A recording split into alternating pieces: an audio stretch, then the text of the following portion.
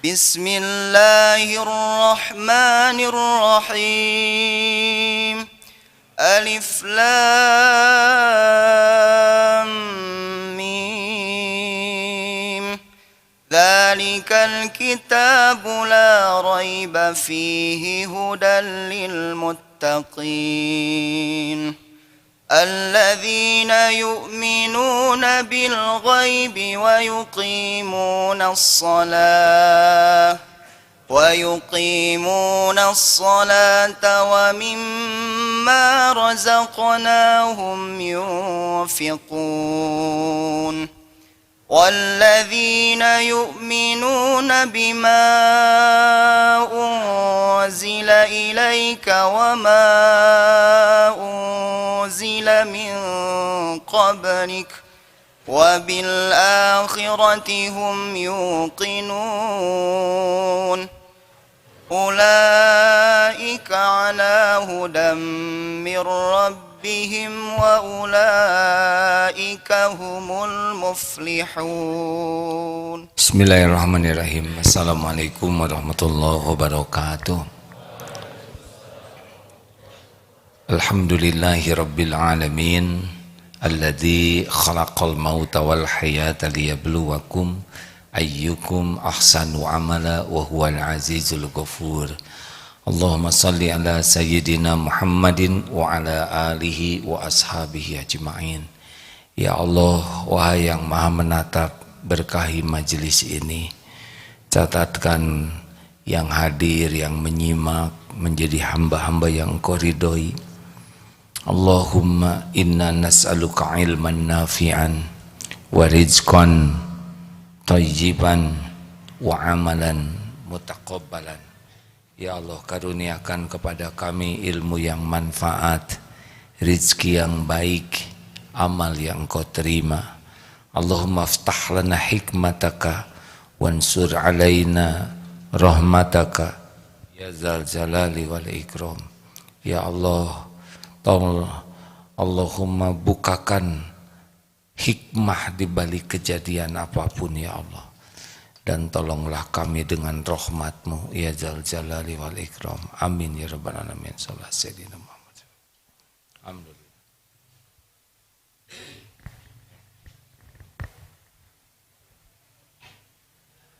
Apa kabar hadirin sekalian? Nah, pada waktu menyebutkan alhamdulillah luar biasa, Allahu Akbar itu tidak cukup hanya mulut. Alhamdulillah, karena ada yang bicara tapi tidak pakai hati. Sedang yang dinilai oleh Allah itu hati dulu. Ke sini. Terima kasih, ini santri baru, acungkan tangan santri baru. Alhamdulillah, kelas berapa Bapak? PMK masa keemasan. Agak lama ini tidak di masjid ini. Alhamdulillah hampir setengah bulan ya. Suara tidak terdengar katanya ini di medsos. Ada yang bantu itu Hamim? Ya maaf ya, kita cek dulu. Tidak ada suara, suaranya menggaung.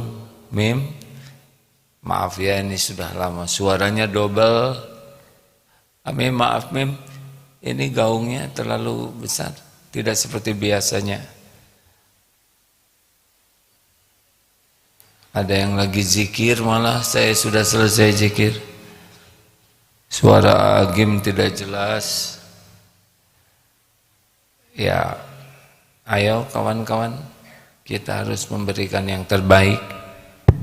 Ini juga, halo Mim, bisa dibantu? Ya begini, kalau belum ada cek recek, saya mohon maaf ya. Tolong beri komentar kawan-kawan yang di media sosial, bagaimana, sudah lebih jelas? Alhamdulillah Bapak Ibu yang baik dan adik-adik sekalian. Mana SMA, acungkan tangan. Wah, makin lambat gerakannya. Ulangi.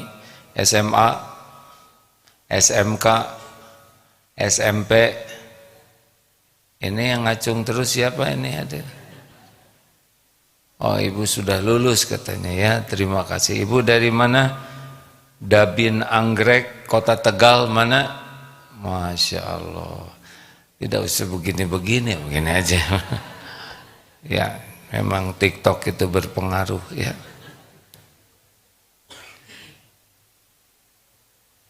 Suara AA terganggu, malah ada yang ikut zikir lagi. Siapa nih? Maaf kawan-kawan, ini sedang berusaha diperbaiki. Sudah baik, mohon komentar ini. Oh, ada yang di atas yang sedang ngobrol mungkin.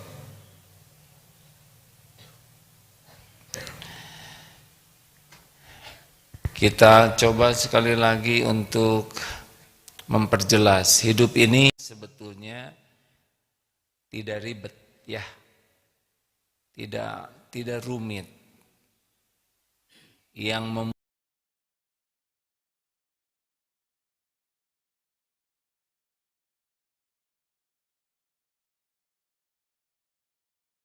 Allah Subhanahu wa taala menciptakan kita sebagai hamba Allah. Wa ma khalaqtul jinna wal insa illa liya'budun, untuk mengabdi ke Allah. Kita diciptakan untuk mengabdi kepada Allah. Dunia berikut isinya adalah pelayan kita. Ini kalau rumus ini sudah pas, udah bahagia nih. Allah pencipta kita, menciptakan kita dan dunia berikut isinya. Kalau kita diciptakan ngabdi ke Allah, dunia berikut isinya, ini adalah pelayan kita supaya bisa maksimal mengabdi kepada Allah. Contoh, Allah memberikan ya kepada kita mata, telinga, ini supaya bisa ngabdi ke Allah dengan baik. Allah memberikan teknologi, pakaian, masjid supaya mengabdi ke Allah. Harta dunia ini supaya memudahkan mengabdi ke Allah. Tapi kalau posisinya turun, kita jadi pelayan dunia, kita jadi menderita.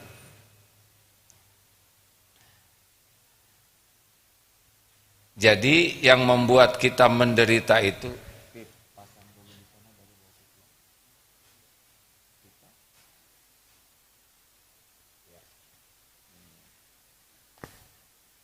kenapa diminta di sana? Sebab kalau dipasang di sini semua lihat yang ini ya. Teori pidato begitu, kalau ada yang bergerak di sekitar yang pidato, pasti semua melihat yang bergerak. Saya jadi nggak ada yang lihat. Kucing saja sekarang naik ke sini, yakin semua lihat ke kucing ya. Lanjut.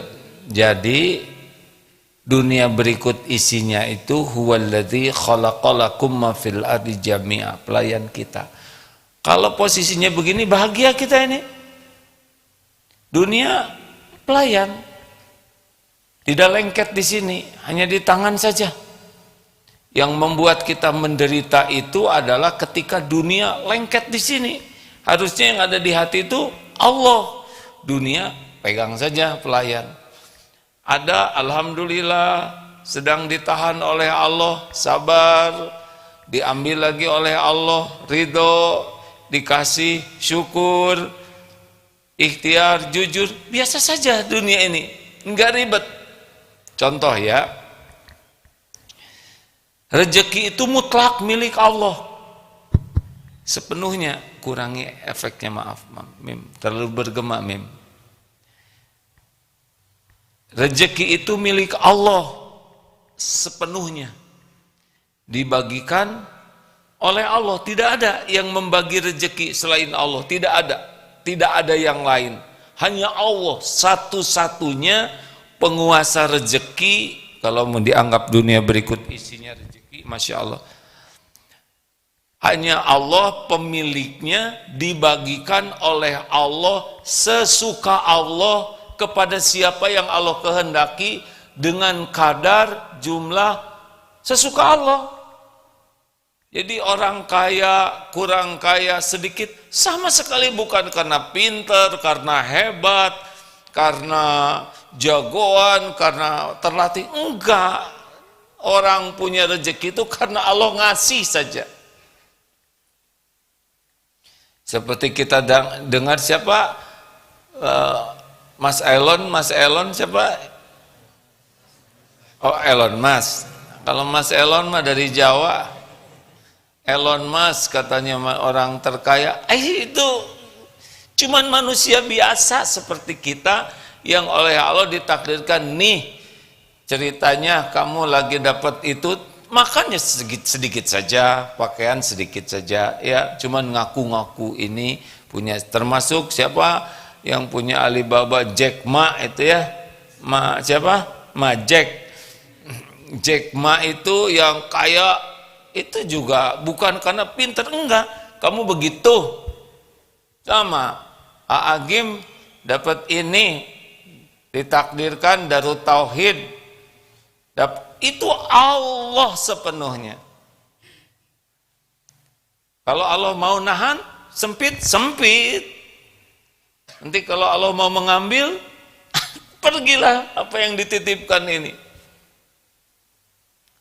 Jadi kalau sudah yakin rezeki cuma Allah yang ngatur, Allah yang punya, Allah yang membagikan, ya kalau kita mau jemput rezeki, minta petunjuk ke Allah, di mana rezeki saya, beri jalan supaya ketemu rezekinya dengan baik. Wa aslihli dunyaya allati fiha ma'ashi, ya Allah perbaiki urusan dunia saya karena dunia tempat penghidupan saya. Allah yang tahu rezeki saya di mana, jumlah terbaiknya berapa, kapan ketemunya, minta ke Allah dengan cara yang Allah sukai. Mau ketemu mau nggak ketemu, nggak ada masalah. Yang paling penting kerja kita jadi amal soleh.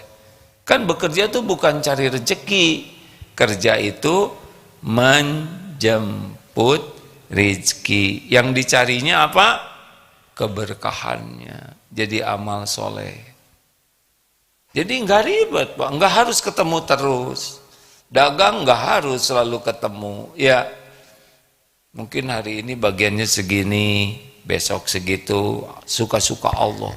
Tapi yang penting dagang itu jadi amal soleh, kerja itu jadi amal soleh.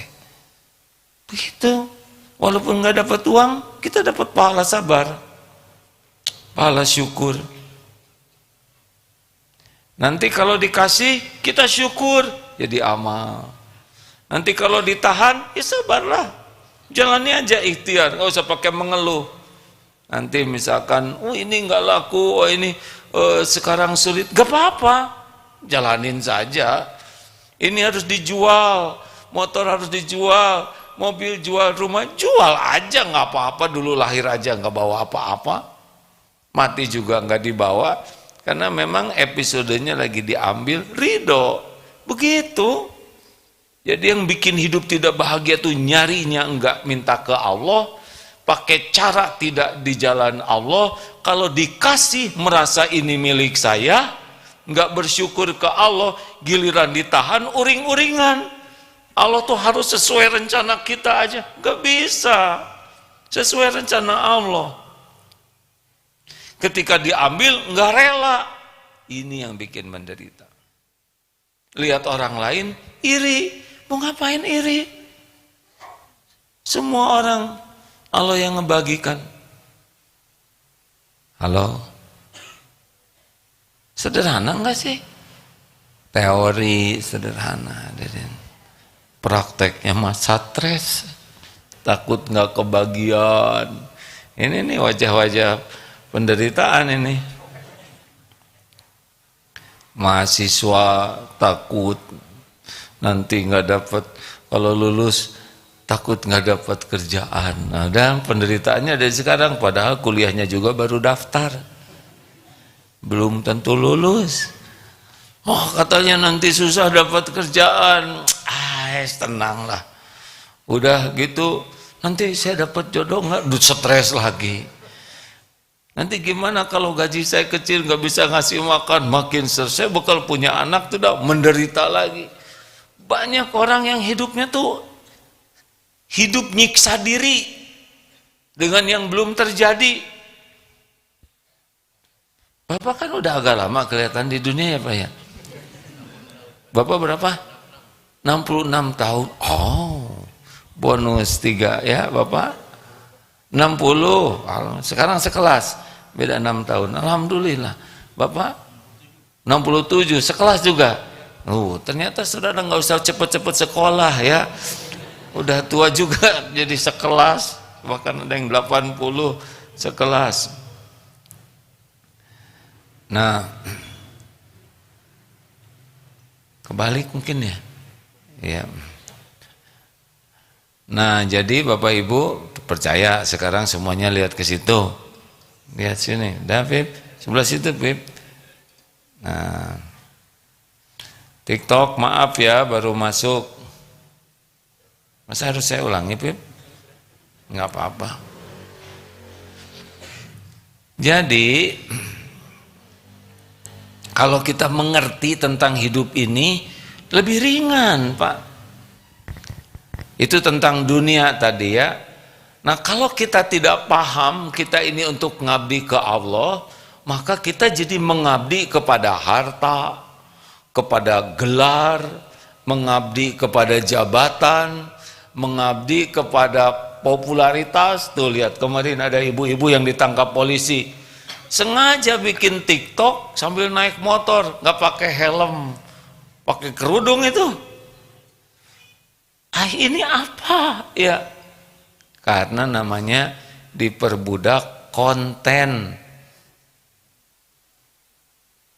Ada yang diperbudak popularitas, ada yang diperbudak penampilan, ingin kelihatan keren, kaya, makanya jadi racil. Tahu racil? Raja cicilan ya, ratu cicilan. Ada yang hidupnya itu menuhankan nafsunya.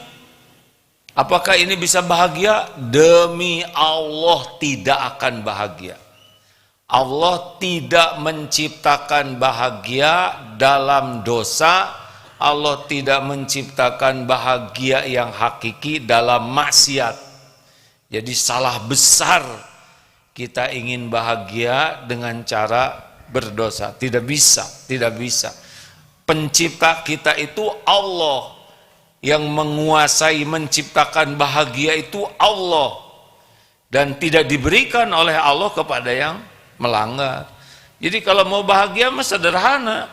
Patuh saja apa yang Allah perintahkan, lakukan dengan ikhlas, yakin di sana ada bahagia. Enggak ada masalah dengan jumlah uang. Coba mana yang bakal bahagia? Punya rumah atau ngontrak? Bu, mana yang bakal bahagia? Punya rumah sendiri atau ngontrak?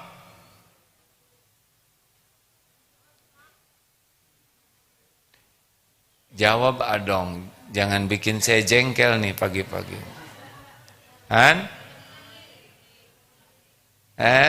Yang bikin bahagia tuh bersyukur.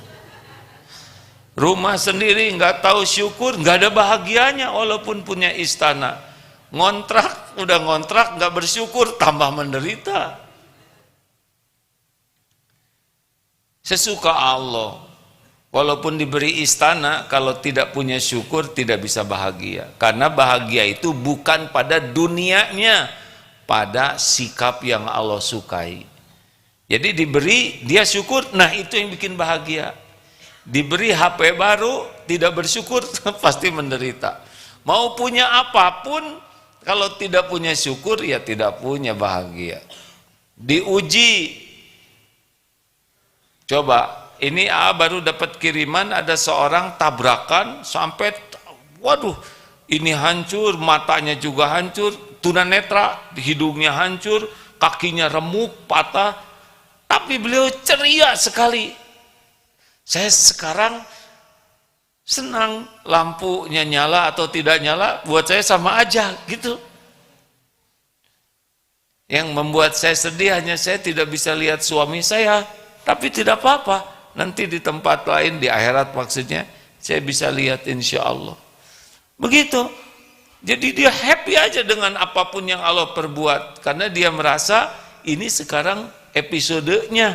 Kalau kemarin episodenya sedang terang, sekarang episodenya gelap, dan pasti semua baik. Bayangkan kaki hancur, gak bisa jalan, ini mata gak bisa lihat, hidung rusak, tapi senang. Kenapa? Karena sabar. Jadi kalau orang menderita tuh pasti minimal 4 ya. Berbuat kebaikan kurang ikhlas. Yang kedua, kalau tergelincir tidak segera tobat, itu menderita tuh ya. Yang ketiga, diberi nikmat tidak syukur. Yang keempat, diuji tidak sabar. Kurang ikhlas, kurang tobat, kurang syukur, kurang sabar, dikumpulkan namanya kurang ajar. Begitulah. 5:30 Mim, Pak Miftah Farid ya sekarang. Ya, udah tersambung. Sudah tersambung ya, Pak Miftah silakan. Ampunten, Masya Allah, bagi yang menyimak lewat radio dan jaringannya sekarang bersama guru kita Kiai Haji Miftah Farid. Sudah tersambung ya Pak Mim? Sudah. Alhamdulillah. Yang di sini kita lanjut ya. Jadi Bapak Ibu jangan pernah merasa akan bahagia dengan maksiat. Kita misalkan, waduh itu korupsi, nggak ada bahagianya. Koruptor tuh nggak ada bahagianya. Nggak, pasti tidak. Wah itu artis keren tuh, artis Korea kemarin bunuh diri. Ya ganteng, kaya, populer, gak bisa. Bahagia itu hanya dengan ketakwaan. Jadi jangan iri kepada yang dikasih dunia. Mobil bagus itu tidak identik bahagia, hadirin. Harta melimpah tidak, jabatan tinggi tidak ya. Makanya lihat ini sebentar lagi Pilpres, biasa saja. Jangan, oh ini gimana siapa calon presiden kita? Tenang saja. Pertama apa? Pertama kita belum tentu hidup. Tahun depan, benar? Siapa tahu Januari udah meninggal. Udah stres dari sekarang, sebelum Pilpres meninggal ya. Yang kedua apa? Kita bukan capresnya. Nggak ada yang milih. Yang ketiga apa? Yang ketiga, siapapun presidennya, tetap saja yang menjamin kita adalah Allah, bukan presiden. Dari dulu juga ganti-ganti presiden, tetap kita kayak gini ya. Betul Bu? Ibu tetap enggak ganti-ganti presiden? Enggak, jadi tua kita Bu gara-gara ganti presiden ya. Jadi gimana, relax saja. Tidak usah, oh gawat, jangan-jangan ini menang, nggak biasa saja. Dan yang keempat, ingat ya, yang menentukan itu adalah Allah. Mendingan kita lihat capres, mana kira-kira yang paling soleh, yang paling adil, yang paling mampu. Kita lihat track recordnya, komitmen kepada Allahnya seperti apa, komitmen kepada umatnya, kepada kebaikan, ya sudah, terus itu istiqoroh, ya nanti bismillah, karena kita memang negara kayak gini, negara apa namanya, milih presidennya pakai coblos-coblosan, bismillah, coblos ya sudah, ternyata yang saya coblos nggak kepilih, ya nggak apa-apa, nggak usah ribet, ya Gimana, lebih tenang tidak gitu? Kok nggak ada yang ngangguk sih? Daripada riweuh, boleh nggak sih mendukung boleh, tapi rileks lah. Tidak usah emosional, gara-gara beda partai marah-marah, gara-gara beda pilihan jadi musuh. Mau apa, mati kita nanti semuanya juga, ya. Bagi kita kan semua aktivitas diusahakan jadi amal soleh. Nah begitulah hadirin sekalian, jadi jangan menganggap remeh maksiat. Coba, bahagia mana? Orang yang pacaran atau yang nikah?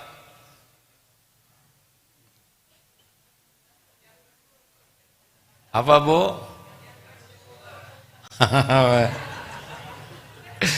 Kata yang belum nikah, bahagia yang nikah. Kata ibu yang udah nikah, belum nyobain loh. Ya. Bahagia itu yang bersyukur. Gimana saya kalau belum punya jodoh, ya jangan ngomong ke saya, ya. Ke Allah yang menciptakan pasangan, yang menakdirkan pasangan. Kalau berharap ke makhluk, tapi saya malu umur sudah kepala 3, mau kepala 3, kepala pundak, lutut kaki, semuanya juga Allah yang ngatur. Sebagai orang tua jangan, ayo nak, nikah dong, ibu pengen kamu nikah. Kata anak, ibu udah nikah, pengen saya nikah, apalagi saya yang belum, katanya. Jangan dipaksa, minta ke Allah, karena nggak akan bisa ada orang nikah tanpa izin Allah. Tapi yang mana ya calon saya? Saya tidak tahu. Minta ke Allah. Yang paling cocok, yang paling menguatkan iman. Tapi saya kurang cakep nggak boleh suudon. Jodoh itu tidak tergantung wajah. Kalau yang nikah yang cakep-cakep aja, gimana kita ya? Allah yang ngatur. Tapi badan saya kayak gini, Allah yang ngatur. Kalau Allah takdirkan jodoh, pasti jodoh. Nggak ada lagi yang mengatur selain Allah. Minta ke Allah. Gimana katanya harga tanah sekarang makin mahal, saya nggak akan kebeli. Minta ke Allah. Minta tempat tinggal yang berkah. Tidak harus kok punya rumah di dunia ini, tidak wajib. Yang harus itu mensyukuri yang Allah berikan. Benar? Jangan merasa mulia punya rumah, terus kalau ngontrak jadi hina. Enggak hina. Sahabat Nabi juga, Al-Rusufah, 400 orang tidak punya rumah, mulia saja. Yang mulia itu yang takwa. Makanya jangan sampai sibuk ingin duniawi dengan menghalalkan segala cara. Enggak ada. Terakhir ini sebelum kita dialog, dengar ya kawan-kawan semua, kita tuh nggak tahu apa yang akan terjadi.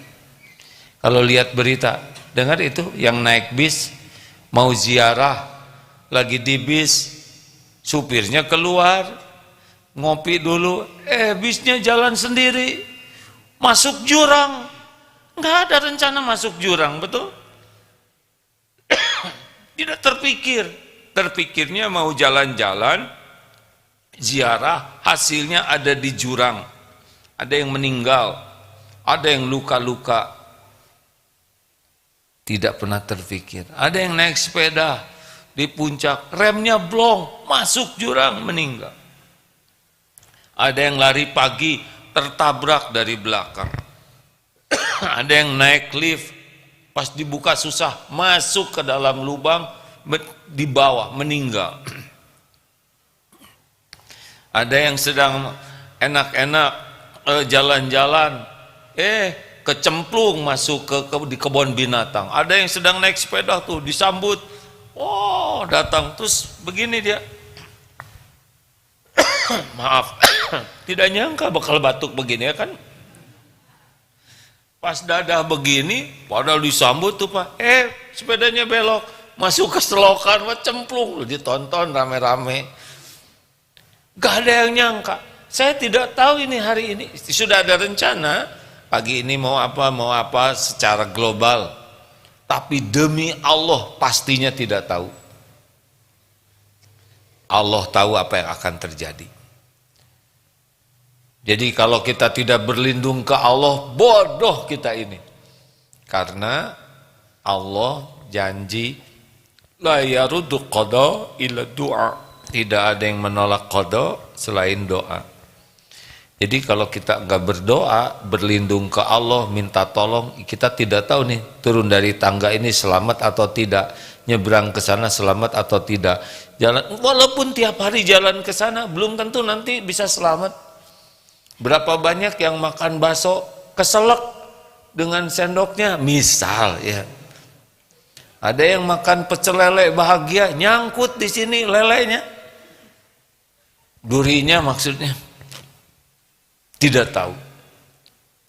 Benar-benar tidak tahu. Berapa banyak yang naik pesawat dan mendaratnya di laut ya. Tidak ada jago, tidak ada yang ahli, tidak ada yang terlatih menghadapi takdir Allah, tidak bisa. Cuma satu saja yang menguasai keselamatan adalah Allah Subhanahu wa taala. Makanya doalah yang banyak. Walaupun keluar dari sini nyebrang ke depan itu belum tentu kita selamat. Dulu ada yang kelindes beca ya. Untung beca, tapi kan kurang wibawa Pak kelindes beca ya kan. Mau nggak kan kurang keren Pak? Emangnya keren apa? Kelindes setum lebih jelek lagi. Ya artinya jangan sok hebat, jangan sok pinter, jangan sok terlatih, karena tidak ada yang bisa melindungi, menyelamatkan kita selain Allah. Baik, maaf nih kawan-kawan kalau tidak terlalu sesuai dengan judul, tetapi jangan menganggap remeh maksiat lah. Tidak ada bahagia. Maksiat itu fata morgana, kelihatannya akan menyenangkan, tapi pasti datengin gak ada kesenangan itu. Ini ada seorang bapak-bapak cerita, dia sudah berkeluarga terus punya pacar, terus ya begitulah diam-diam nikah. Sekarang sudah beres cerita, gimana bahagianya? 99% saya menderita. Kenapa? Waduh, tiap hari kerjanya berbohong. Masih mending saya ingat bohong, saya lupa katanya bohongnya. Kan lebih rumit lagi Pak, udah kurang cerdas bohong. Capek. Saya nyaris gak bisa kerja, mikir ini cemburu, ini curiga, aduh pusing. Kesenangannya, saya kira bakal senang, enggak senang. Kesenangannya tuh fata morgana, sepertinya senang padahal banyak ketakutan di balik kesenangan semu itu. Itu kata teman-teman. Makanya tidak ada bahagia dalam maksiat dan dosa. Ingat baik-baik ini, para santri, tidak ada bahagia, tidak ada ketenangan, tidak ada kemuliaan dalam maksiat dan dosa. Silakan ada pertanyaan, acungkan tangan. Boleh. Bapak akan nanya, silakan. Pak Toto, alhamdulillah. Dari mana Pak Toto? Dari Serang. Alhamdulillah. Silakan Pak, kenapa Bapak daftar? Terima kasih Pak. Jadi saya sudah lama sekali kepingin ketemu tapi baru diberi kesempatan. Alhamdulillah, takdir yang tertulis di Lauh Mahfuz sekarang ketemu Pak. Jadi begini ya, bahagia itu kan kalau kita bisa pasrah kepada Allah sepenuhnya. Tapi bagi saya ada sedikit permasalahan, bukan sedikit malah besar sekali permasalahannya. Saya sendiri tidak kenal Allah. Karena apa? Sejak kecil saya membayangkan Allah itu begini. Jadi saya waktu kecil saya itu kalau sakit itu ada seperti ada makhluk gede banget itu nginjak saya gitu. Saya kira itu Allah. Tapi ketika makhluk gede banget nginjak Bapak. Iya. Kemudian kalau mau sembuh itu ada penampakan ibu-ibu yang cantik banget. Itu saya mau sembuh kira-kira begitu, Pak. Nah, kemudian ini teh beneran Pak? Beneran, Pak, beneran. Wah, jadi horor gini nih. Nah, kemudian setelah itu saya menganggap itu Allah. Nah, kemudian ketika saya SMA begitu, saya sempat nyasar ke aliran kebatinan. Jadi waktu itu saya berguru ke Triluhur gitu, aliran Triluhur namanya. Kemudian lebih-lebih di situ saya diajari mantra-mantra. Diajari mantra-mantra. Seperti apa mantra itu Pak contohnya? Saya belum tahu. Ya pokoknya saya nggak boleh ucapkan lagi, asalnya kan ucapkan. Oh ya jangan diucapkan Pak ya. Jadi gitu. Itu nanti hadir kekuatan di tubuh saya. Oh. Iya Pak. Karena kebetulan saya ini sakit mata gitu. Saya ingin berobat. Waktu itu saya mencari guru gitu yang bisa ngobati gitu. Ternyata saya diajarin itu, sehingga saya dikasih mantra-mantra. Tetapi ketika saya mantra itu dibaca, masuk ke tubuh saya itu kekuatan yang jadi gimana Bapak jadi Superman, Spiderman? Panas gitu. Nah, kemudian kalau saya pegang orang itu, insya Allah yang sakit itu sembuh waktu itu. Tapi Bapak sendiri nggak sembuh gitu? Iya gitu. Oh.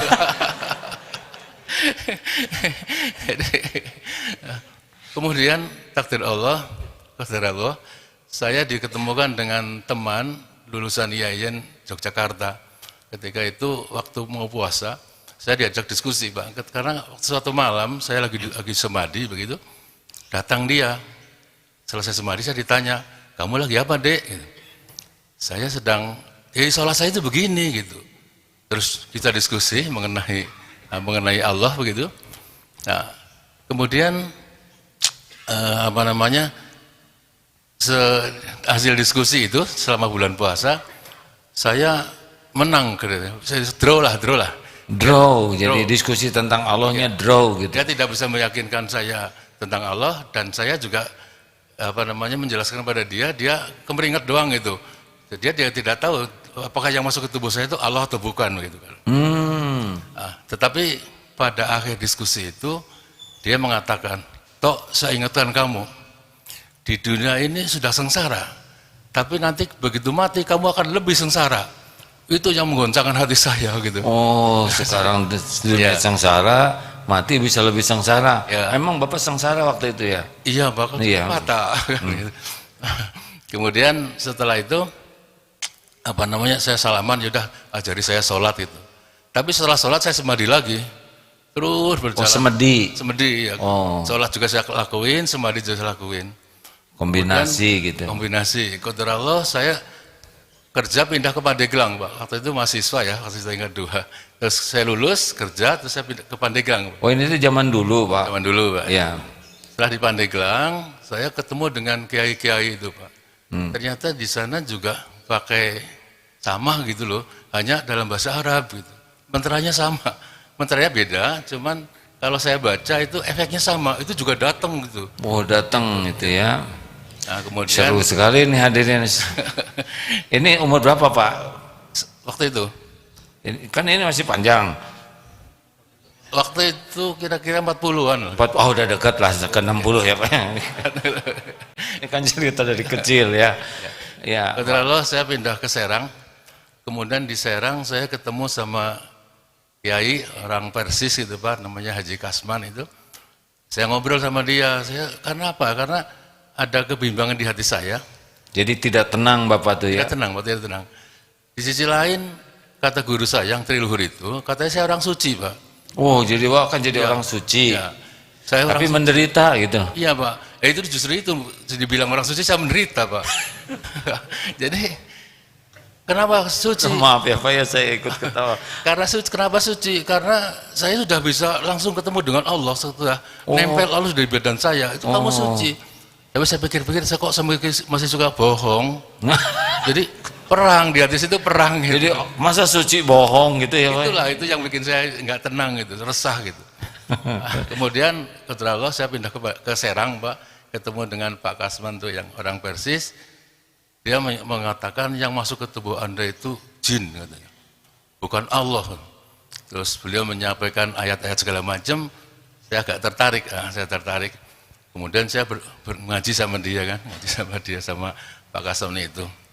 Nah, tapi sekarang ini itu saya tinggalkan apa namanya ilmu saya tinggalkan, saya sekarang menekuni itu. Kemudian saya berdasarkan apa yang informasi dari Pak Kasman itu, saya mencoba merumuskan Allah itu bagaimana gitu. Waduh, dirumuskan sendiri. Ya, juga sendiri. Ini minta petunjuk nanti barangkali ya. Ya. Jadi baik. Di surat Al-Baqarah dikatakan kalau misalnya katakan wahai Nabi, kalau umat hamba-Aku menanyakan tentang aku dekat gitu kan, dekat katanya begitu. Baik, sekarang yang paling dekat nih apa pertanyaannya? Itu tadi jadi apa namanya? Langsung ke umur 66 sekarang ya, di skip yang 50-nya.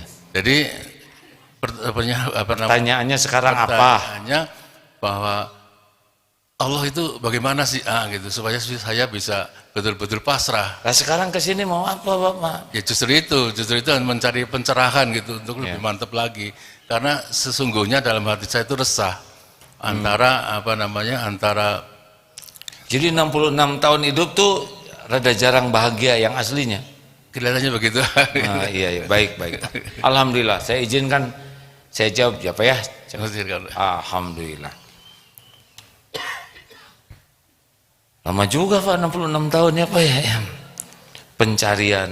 Begini hadirin, Bapak ini sekarang berada di sini itu pasti takdir Allah Pak. Tidak ada yang kebetulan. Wa may yuridillahu bihi khairan yufaqihu fiddin. Barang siapa yang dikehendaki Allah kebaikan baginya, Allah pahamkan agama. Jadi Bapak kesini bukan kebetulan. Allah tahu tuh perjuangan Bapak pengen menjadi baik. Allah tahu apa yang Bapak pikirkan, Bapak lakukan. Allah tahu di hati Bapak nanya-nanya. Itu pulpen? Nah jangan diceklek-ceklek, kasihan ya Pak ya. Kasihan dia nanti protes di akhirat. Jadi ini takdir Allah Bapak di sini ya Pak ya. Nabi Ibrahim juga pernah begitu. Minta supaya tambah yakin. Apakah engkau tidak beriman? Oh saya beriman kepadamu supaya tentram. Maka diperintahkan motong burung, disebar dan akhirnya burung itu kembali. Bapak jangan melakukan itu ya. Jadi bagaimana sekarang? Nah supaya Bapak yakin ke Allah, sebaiknya Bapak belajar kepada orang yang keyakinannya kepada Allah benar, kuat. Karena keyakinan itu bisa menular. Sebagaimana dulu guru Bapak itu menularkan jin ke Bapak ya. Karena dia keyakinan ke jinnya kuat, maka yang berguru jadi ikut yakin ke jin. Saya sepakat dengan guru dari Persis itu bahwa yang masuk ke Bapak tuh pasti jin itu ya. Pasti. Dan Allah Subhanahu wa taala wa huwa ma'akum ainama kuntum, dan dia Allah bersamamu dimanapun kau berada. Bukan berarti Allah masuk ke tubuh kita, enggak sama sekali. Allah tuh pencipta langit dan bumi, jagat yang begitu dahsyat. Kita ini enggak ada apa-apanya. Rahmat Allah dekat dengan kita, kasih sayangnya, pengetahuannya, kekuasaan. Jadi kalau nyebut dekat itu tidak seperti dekatnya kita, ini dekat ya. Tapi Allah tuh kasih sayangnya, ilmunya, kekuasaannya, rahmatnya, ampunannya itu dekat dengan kita. Jangan membayangkan zatnya, karena itu tidak akan terbayangkan oleh kita ya. Tapi seperti sekarang nih, kita bicara, Allah pasti dengar tidak? Dengar. Apakah Allah tahu pertemuan ini? Tahu. Jangankan hanya seperti ini, semua yang ada di tubuh kita sel-selnya, semua diurus oleh Allah. Kita itu setiap saat ada dalam pengurusan Allah. Tapi jangan membayangkan Allah mengurus kita satu itu seperti manusia mengurus, tidak. Tapi pastilah kita ini diurus oleh Allah setiap saat. Jangan membayangkan zatnya tidak akan terkejar. Tapi yakin. Bapak yakin tidak ada gaya gravitasi, Pak? Pernah lihat tidak? Yang betul. Coba ada bata tidak ya? Ada bata lemparkan ke atas. Ting, kenapa? Itu efek gaya gravitasi. Enggak lihat. Bapak lihat tidak di sini ada udara? Oksigen. Ada tidak di sini? Tapi ada tidak? Kita bisa yakin dengan yang tidak kelihatan. Sebetulnya tidak rumit, ya. Banyak yang tidak kita lihat dan kita yakin. Tubuh ini boro-boro kita ngurus tubuh, tahu juga tidak tubuh ini, benar? Nih bulu mata, saya nggak pernah lihat bulu mata yang asli. Coba lihat, tuh kan jadi kayak orang error ya kan. Lihat alis, kenapa kuku tumbuh? Kenapa bukan jarinya yang tumbuh? Kenapa gigi kita berhenti segini? Kan bagus tuh makin tua, maaf ya Pak ya, makin tua 66 gigi panjang-panjang, Allah yang ngurus. Maka kita jangan risau dengan keperluan kita. Allah sudah tahu keperluan kita, lebih tahu daripada kita sendiri. Masalah yang kita hadapi ini, masalah keluarga, masalah kesehatan itu cetek dibanding dengan masalah rumitnya tubuh ini yang setiap saat diurus oleh Allah dan beres. Coba Pak makan, nyam, udah beres dari sini, nggak tahu kemana dia ya nggak? Kenapa nggak ngumpul di jantung, di paru-paru? Beres, gelek-gelek minum ke sini, kenapa nggak ngumpul di kaki? Nanti pada waktu mau keluar dia ngasih tahu, udah waktunya keluar. Udah beres proses dihancurkan, ada apalah macam-macam, saya bukan ahlinya. Sampai kita membesar begini, ini siapa yang ngerjain? Allah subhanahu wa ta'ala. Jadi kita nikmat diciptakan dan nikmat diurus oleh Allah. Makanya jangan sotoy ya, masalah yang kita hadapi itu bukan untuk kita selesaikan sendiri. Masalah yang kita hadapi itu membuat kita jadi dekat dengan Allah dan Allah membimbing kita menyelesaikan masalah kita. Kita tuh tugasnya jadi ahli takwa. Wa may yattaqillaha yaj'al lahu makhrajan. Barang siapa yang bertakwa, Allah beri jalan keluar semua masalahnya. Jadi Bapak belajar di sini tentang Allah, doa, ya Allah, saya ingin mengenalmu. Baca Quran, terjemahnya Pak bukan hanya Qurannya saja, tapi Quran dan terjemahnya, karena di sanalah Allah memperkenalkan dirinya. Baca hadis Nabi, nah Bapak amalkan saja, nanti Allah yang menguatkan Bapak ya, nggak ribet kok Pak. Kita ingin kenal ke Allah lebih mudah daripada ingin kenal ke orang. Kalau kita ingin kenal ke orang, orangnya juga belum tentu mau dikenal oleh kita. Ya, minta ke Allah. Belum hafal doanya, bisa baca Indonesia. Ya Allah, saya ingin mengenalmu, ingin yakin padamu.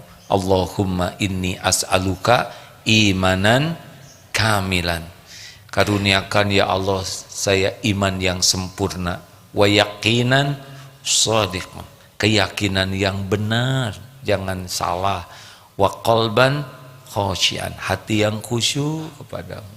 Allahumma a'inni ala zikrika wa syukrik wa husni ibadatik. Tolonglah saya ya Allah agar saya bisa ingat kepadamu, bersyukur kepadamu, dan bagus dalam beribadah kepadamu. Itu Pak? Ya. Capek Pak kalau nggak kenal ke Allah tuh Pak. Capek karena akan bersandar kepada yang lemah. Gini nih ya, kayak ada manusia lumpuh berbaring, hilang ingatan, kemudian tidak punya apa-apa. Nah, banyaknya orang sekarang bergantung kepada yang begitu. Misal ya, manusianya itu lumpuh, tidak berdaya begini, udah gitu tidak punya ingatan, udah gitu tidak punya apa-apa. Nah, banyaknya sekarang makhluk bergantung ke makhluk. Tapi kalau bergantung ke Allah, dia pemilik, pencipta, penguasa segala-galanya. Maka nikmat terbesar dalam hidup ini adalah yakin ke Allah. Itu enggak ada bandingannya. Dari yakin nanti patuh cirinya dan pasrah. Terima kasih semuanya ya Bapak Ibu yang baik. Rekan-rekan, insya Allah hari Ahad kita jumpa di Istiqlal ya. Bagi yang memungkinkan hadir, insya Allah kita coba bahas bagaimana memiliki kolbun salim, hati yang bersih, karena ternyata yang berjumpa dengan Allah nanti adalah orang yang yauma la yanfa'u malu wala banun illa man atallaha biqalbin salim. Kita akhiri dengan doa akhir majlis. Subhanakallahumma bihamdik, asyhadu alla ilaha illa anta, astaghfiruka wa atubu ilaik. Assalamualaikum warahmatullahi wabarakatuh.